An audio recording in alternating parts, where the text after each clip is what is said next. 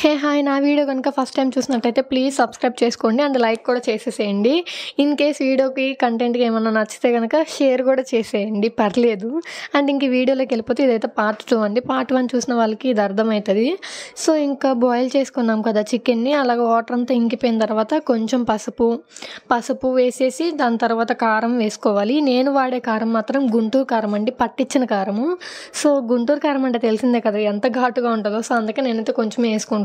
చాలా ఘాటు ఉండిద్దండి కారం అది. ఇంకా కారము పసుపు వేసుకున్న తర్వాత మొత్తం కొంచెం కలిపేసుకోవాలి కర్రీ మొత్తం. ఇక్కడ మా హస్బెండ్ చేయని కనిపిస్తుందని చెప్పి మళ్ళీ అనుకోకండి, మా హస్బెండ్ తిప్పేస్తున్నారు కూర కూడా. సో ఇంకా అదంతా వేసేసిన తర్వాత చికెన్ మసాలా కూడా వేసుకోవాలి కొంచెం. నేనైతే బయటదే వాడతాను, మీరు ఏమేమి వాడతారో వాడేసేయండి.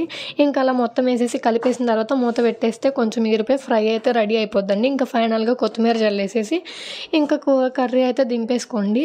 అండ్ ఎంతమందికి ఇష్టం రసం విత్ చికెన్ ఫ్రై. అండ్ ఇంకా మెయిన్గా రైస్ అయితే తినేద్దాం. ఇంకా ఇక్కడైతే పళ్ళెంలో ఫస్ట్ రైస్ అయితే వేయకూడదంటండి, కర్రీ వేసుకున్న తర్వాత రైస్ పెట్టుకోవాలంట. ఇఫ్ ఇన్ కేస్ ఇప్పటి వరకు ఎవరైనా రైస్ వేసుకొని కర్రీ వేసుకునే వాళ్ళైతే పద్ధతి మార్చేసుకొని కర్రీ వేసుకున్నాక రైస్ వేసుకోండి. వీడియో నచ్చితే like, share, comment and subscribe. Please subscribe చేసుకోవచ్చు కదా. టేస్ట్ ఎలా ఉందో చూసేద్దాం.